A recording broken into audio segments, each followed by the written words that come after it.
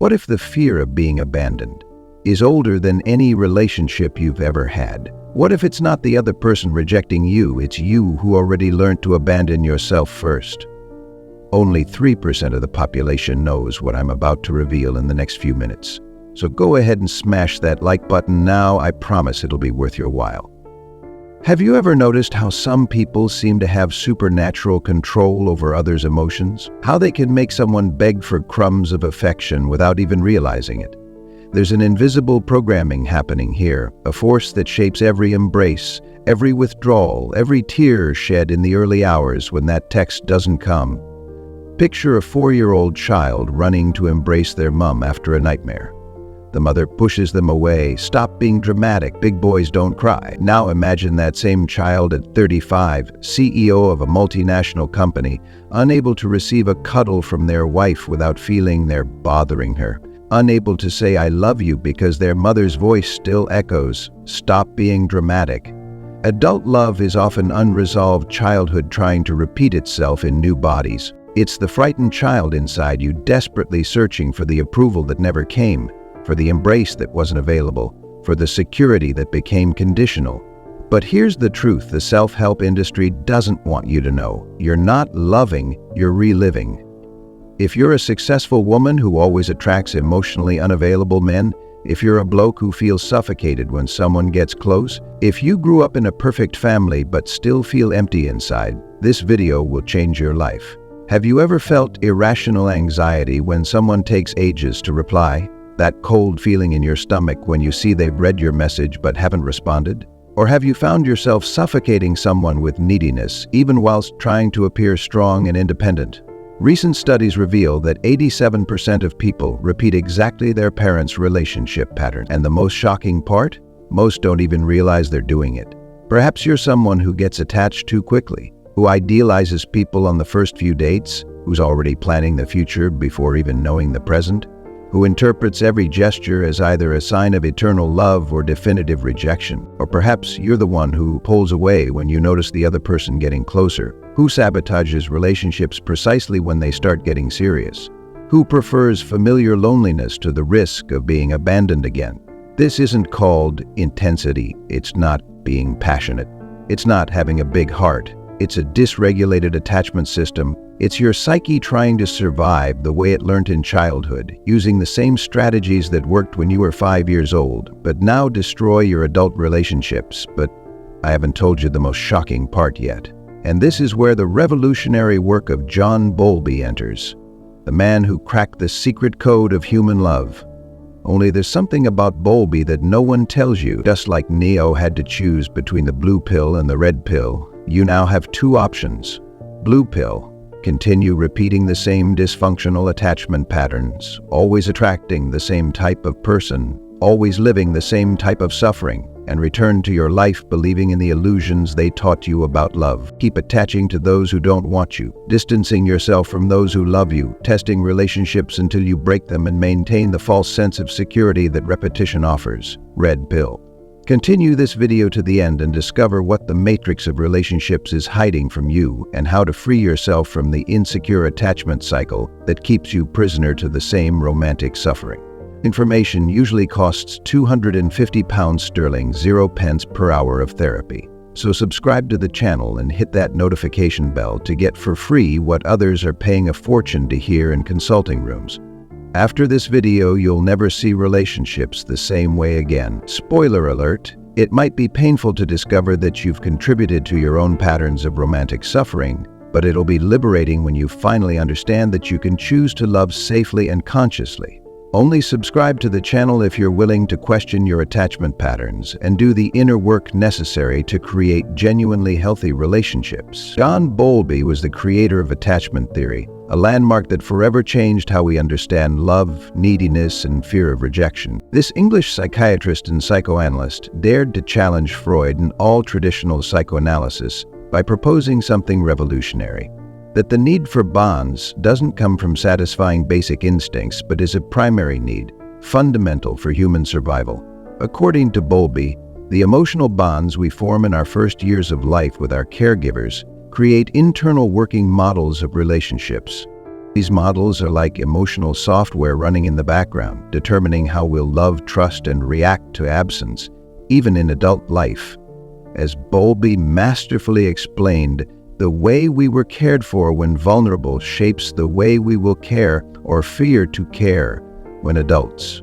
But here's what no one tells you about John Bowlby. He himself had avoidant attachment, and it nearly destroyed his marriage. The man who cracked the code of love almost lost his own family because he couldn't show affection. First revelation that will shock you: your attachment type was formed before you were 3 years old. Everything you believe about love was programmed when you were still in nappies. If you were ignored when you cried, your brain learnt that your emotions are a nuisance. If you only received affection when you were good, you learnt that love is conditional. If your caregivers were unpredictable, sometimes warm, sometimes cold, you learnt that love is dangerous territory where you never know what to expect. That's why, even as an adult, you keep expecting to be left, or refuse to attach to avoid suffering again. Your heart is still that child trying to understand why love had to hurt so much. Second revelation: you attract people with trauma complementary to yours. This isn't coincidence, it's unconscious programming. The secret social experiment that changed everything. In the 1960 CES, a psychological experiment was conducted in Romanian orphanages that shocked the scientific world. Documents that only came to light recently reveal that children who received only basic care, food, baths, nappy changes, but zero affection, developed a condition that doctors called emotional death. These children stopped crying, stopped seeking contact. Some even stopped growing physically, despite receiving adequate nutrition. The most disturbing part? When they reached adulthood, they were incapable of forming normal bonds. They became functional human machines, but emotionally dead. What I'm about to reveal now will change everything you think about relationships. This experiment proved something revolutionary. Love isn't a luxury, it's a biological necessity. Without it, we literally die inside. Mary Ainsworth's Perturbation and the Four Horsemen of Emotional Catalepsy. Mary Ainsworth, Bowlby's collaborator and pioneer in her own right, developed the strange situation procedure in the 1970s, observing 12-18-month-old children interacting with their mothers and strangers. She identified 3 fundamental attachment patterns. But I go beyond traditional theory. Through years observing toxic relationships, I've identified the 4 horsemen of emotional apocalypse, the archetypes that destroy relationships. 1. The pursuer. Constant criticism, always finds faults, criticizes, never satisfies. Behind the criticism lies desperation. If I attack you first, you can't abandon me. 2. The savior or codependency. Base. Anxious attachment needs to fix everyone. Sacrifices compulsively. The obsession with saving hides terror. If you don't need me, you'll leave me. 3. The ghost. Avoidant. Base. Avoidant attachment, physically present but emotionally absent. The coldness protects. If I don't give myself completely, they can't hurt me completely. 4. The drama queen. Emotional chaos. Base. Disorganized attachment creates constant emotional storms. Lives on a roller coaster. Chaos is familiar. I prefer drama to indifference. At least I know I exist. Research indicates that 95% of dysfunctional relationships involve at least 2 of these horsemen dancing a toxic waltz. Neuroscience. What happens in your brain? Now I'll show you something that'll give you goosebumps. What really happens in your brain when you have insecure attachment? When you experience an abandonment trigger, an unanswered message, a cold tone of voice, a distant look, your primitive brain, amygdala, completely hijacks your rational brain, prefrontal cortex. It's as if an alarm system goes off. Danger! They're going to abandon you. At that moment, your body dumps cortisol, the stress hormone, into your bloodstream. Here's the terrifying part. Cortisol literally destroys the synapses responsible for the capacity to love. People with insecure attachment live in chronic stress, which explains why they age faster and have more health problems. Neuroimaging studies show that people with disorganized attachment have brains physically similar to war veterans with PTSD. Traumatic love is literally a neurological war zone. Harry Harlow's controversial experiment. To understand the power of these bonds, we need to look at the controversial but illuminating work of Harry Harlow. In the 1950s, Harlow conducted experiments with baby monkeys that shocked the scientific world and validated Bowlby's theories. Harlow separated baby monkeys from their mothers and offered two surrogate mothers, one made of cold wire that provided milk, and another covered with soft, warm cloth but without food. Contrary to all the era's theories about food dependency, the babies spent most of their time clinging to the cloth mother, only going to the wire mother to feed quickly. What Harlow discovered afterwards was even more disturbing. When these monkeys grew up, they were incapable of mating normally. The females who were forced to become pregnant completely rejected their offspring. Some even attacked them. An entire generation of psychopathic mothers had been created by the absence of love. As Harlow concluded, love is an emotion more powerful than hunger. Babies don't attach to those who feed them, but to those who offer them comfort and protection.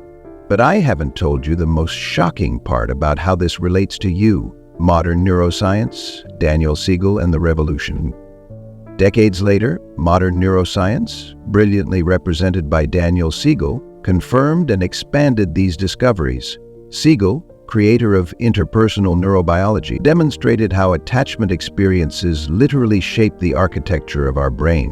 When a child experiences secure attachment, their brain develops robust neural connections between the limbic system, emotions, and the prefrontal cortex, reason. This creates what Siegel calls neural integration, the ability to feel intense emotions without being hijacked by them. When attachment is insecure, the brain organizes itself for survival, creating neural motorways for hypervigilance or emotional disconnection. It's as if your brain were a city where all roads lead to fear. The brain is shaped by interpersonal experience, explains Siegel. Relationships don't just influence our mind, they create it.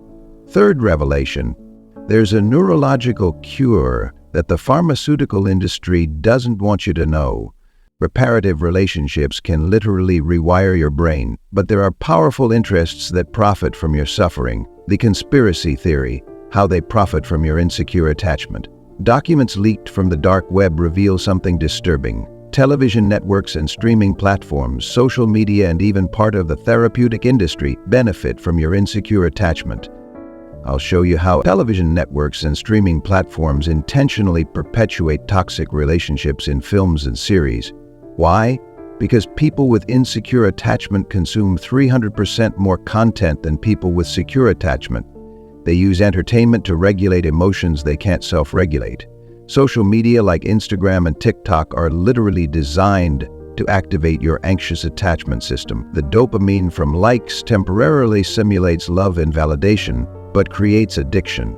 Dating apps profit billions keeping you single. If you found lasting love, you'd stop paying. And the most sinister part, some therapeutic approaches purposely keep patients dependent rather than curing them. A cured patient is a lost client. Conventional psychologists hate it when I reveal this secret. Complete healing of insecure attachment can happen in months, not years. But this isn't financially convenient for anyone. The couples therapy revolution. Sue Johnson, creator of emotionally focused therapy, EFT, took all this attachment science and transformed it into one of the most effective couple therapies ever developed. Johnson understood that behind every fight, every cold silence, every emotional explosion, there's a primitive attachment dance happening. Even celebrities like Will Smith and Jada Pinkett faced toxic attachment patterns. Will, with anxious attachment, constantly tried to earn Jada's love through grand gestures and sacrifices.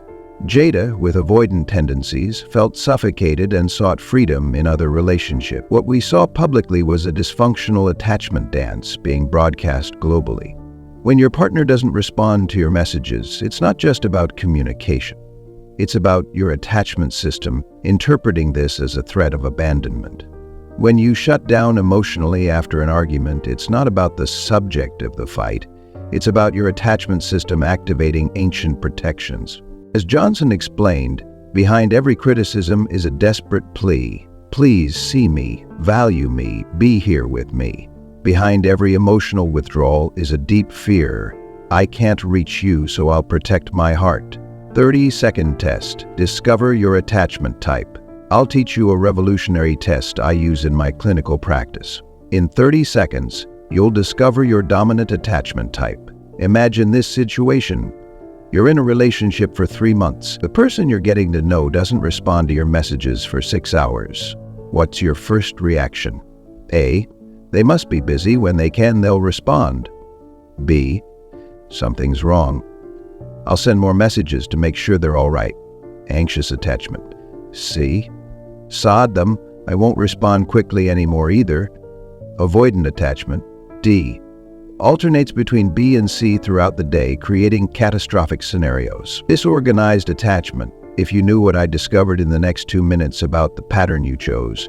Most people have a dominant type but may express others depending on stress. The important thing is recognizing your patterns so you can change them. We live in an era of forced detachment, where showing emotion has become synonymous with weakness. Social media promotes a culture of ghosting, sudden disappearances, emotional power games. Modern liquid society, as Bowlby would say, makes everything disposable, including people. Alarming statistic. 2024 data shows that 73% of young people aged 18 to 30 prefer casual relationships because they're afraid of real intimacy. We're creating an emotionally anesthetized generation, and those with insecure attachment suffer exponentially more. In liquid society, where everything is disposable, fear of abandonment amplifies 1,000-fold. The anxious person attaches to the smallest sign of interest, interprets every like as a declaration of love.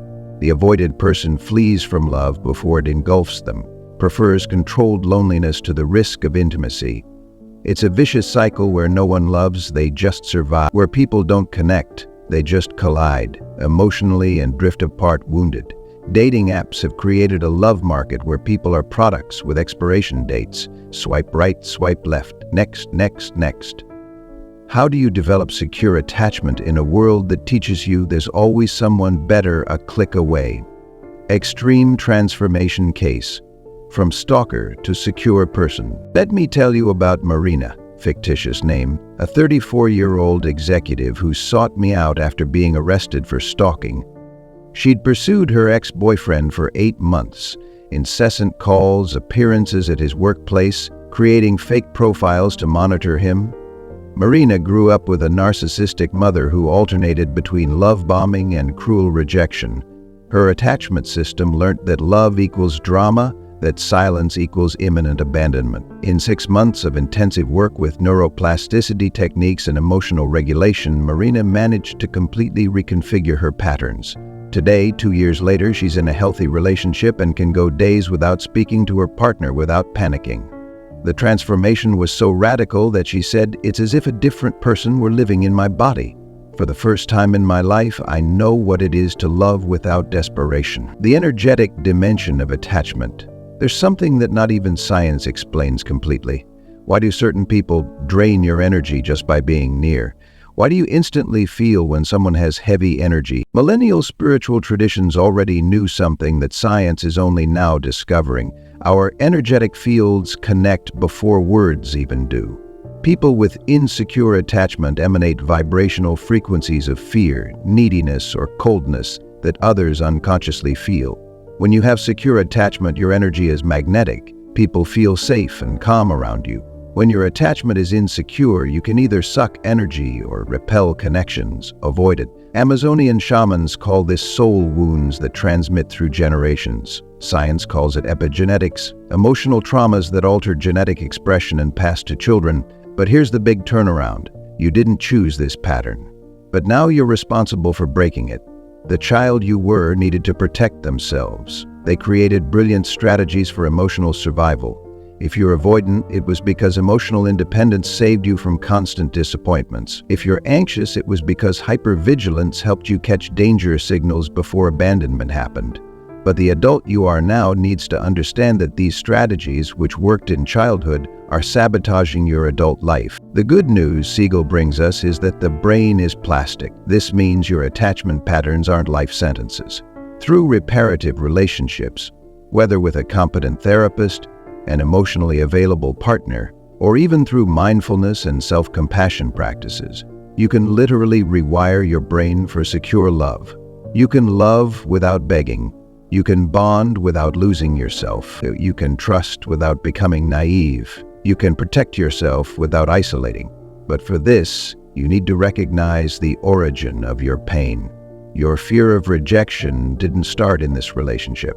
It started in the lap that made you feel you needed to earn love, in the house where your emotions were treated as inconveniences, in the childhood where you learned that loving was dangerous.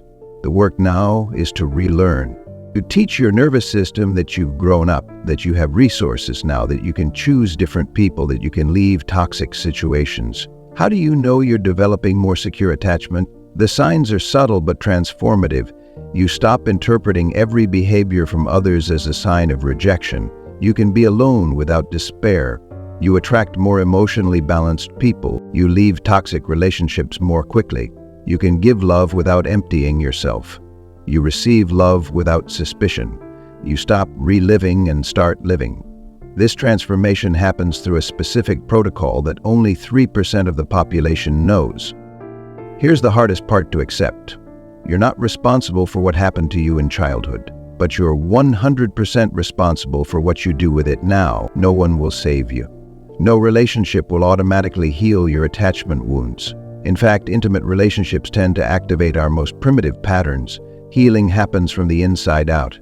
It happens when you stop seeking in others what only you can give yourself, the feeling that you're lovable, worthy of care, deserving of love, that doesn't need to be begged for.